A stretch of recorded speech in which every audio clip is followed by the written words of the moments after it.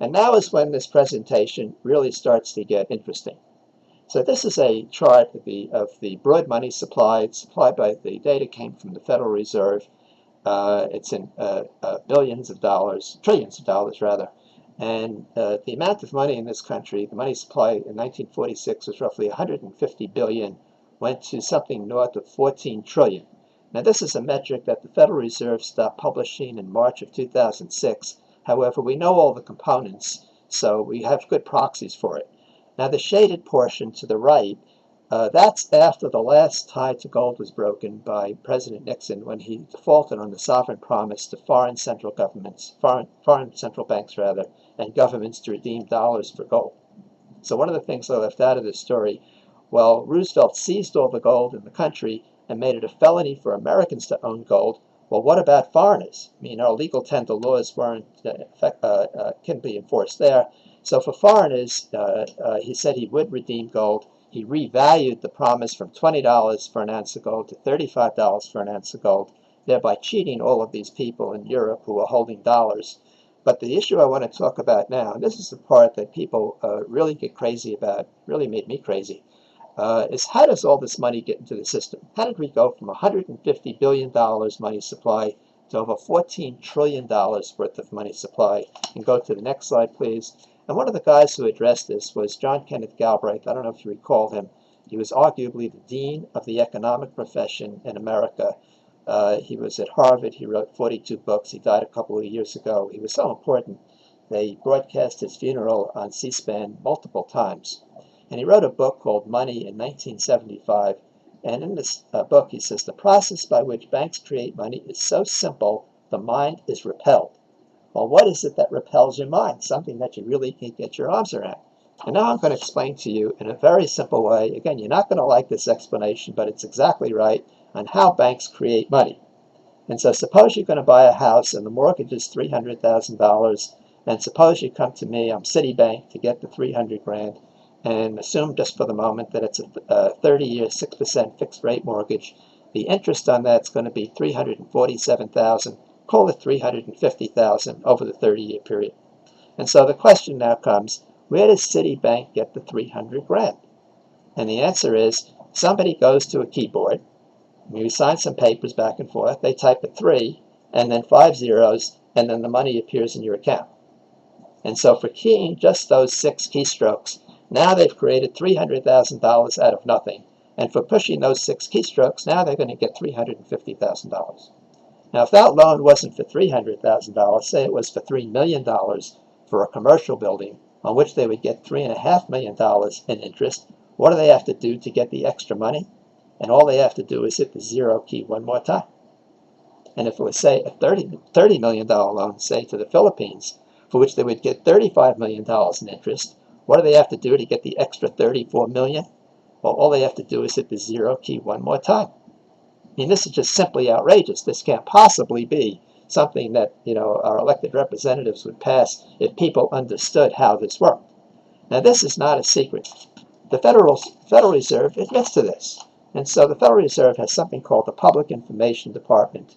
In my view, it's like Joseph Goebbels' Ministry of Propaganda, where they print hundreds of pamphlets, little magazines, cassettes, tapes, CDs, mostly to somehow legitimatize what they do.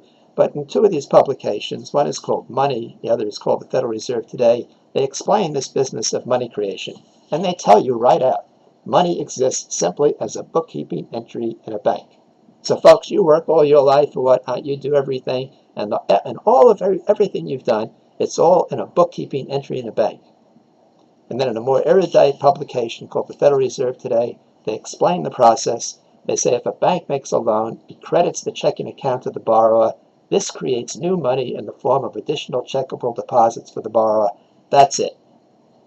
And the fact now that we're talking about trillions ought to be a tip-off to you, because this is a number range that was reserved for astronomy.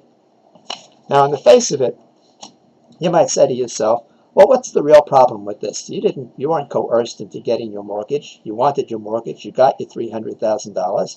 The bank makes money. It looks like a win-win situation. Well, it is a win-win situation for the bank and yourself on the face of it, But there's another element here, and here's where this really gets interesting, folks. And go to the next slide, please, to the slide 56. When the bank creates money out of nothing, it depreciates, dilutes the purchasing power of money that exists. And much more importantly, it dilutes, depreciates the purchasing power of money that's been promised for future payment. Now, this is a chart showing the depreciation of the dollar. The data comes from the Federal Reserve. It's based on the Consumer Price Index, which is understated. If they kept with an honest, in my view, Consumer Price Index, the depreciation would be much more. But according to the Federal Reserve, our dollar has lost 90% of its purchasing power since 1949. Now, to a very large extent, our money is stored labor. You go to work, you get paid, and you expect to use that money for purchasing later. If the money depreciates, you've lost your labor.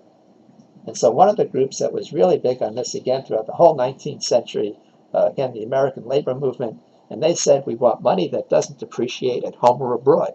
Why should we have money that depreciates? And you'll see in just a minute who the beneficiaries of this are. And the amount of wealth, by the way, that's been transferred to the financial sector, not just in America, but all over the world, is unfathomable. But this also has had an incredibly detrimental effect on our country. And go to the next slide, please. We're up to slide 57. This is the price level in the United States from 1800 to 2006. The data for this chart, again, comes from the Federal Reserve Bank of Dallas. And as you can see, from the year 1800 up until around 1950 or thereabouts, the price level in this country was fairly stable.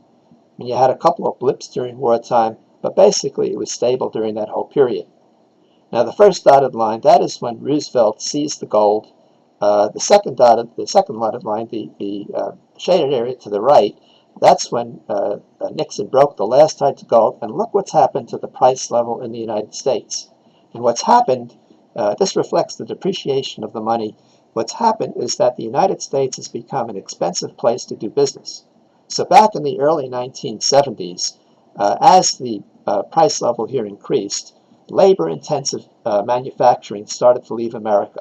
So one of the first industries to leave was garment manufacturing, and then shoe manufacturing. Today, there's only one shoe factory left in the whole country. It's Allen and Edsmonds. They're in the Northeast. I happen to wear their shoes. So in addition to labor-intensive business manufacturing leaving, along the way, less labor-intensive, more manufacturing-intensive business. So today we don't make any televisions in America, no microwave ovens. And as the price level continued to increase, all industries started to leave America. And so the spin that you got from Wall Street is that we would be the innovators, and somehow around the world they would do all the assembly and all the dirty work and whatnot. But let me tell you, folks, I went to a dinner a couple of years ago for John Chambers, then and still the CEO chairman of Cisco, one of the planet's high technology companies, and he said flat out, he said, I'm going to make Cisco a Chinese company. And so what's happened as a result of this depreciation of the money, all of our manufacturing is leaving. And go to the next slide, please. And the politicians, they were sanguine about this. And the reason is because as the money depreciated, tax revenues started to increase, and the politicians could make more promises to the electorate to gain votes. But again, this worked to the detriment of the people. And go to the next slide, please.